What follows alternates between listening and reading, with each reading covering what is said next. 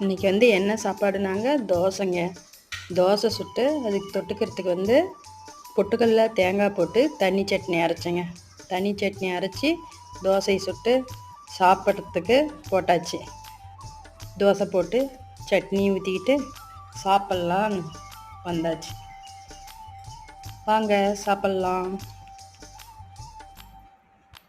சாப்பிட்டு முடிச்சுட்டு வெளியே போனால் பட்டாம்பூச்சிங்க. தினம் தினம் ஒவ்வொரு விதமான பட்டாம்பூச்சி வருது.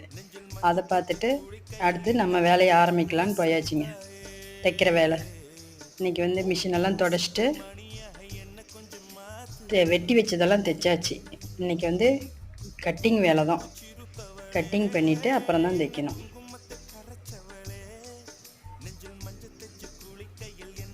நன்றி வீடியோ பார்த்ததுக்கு.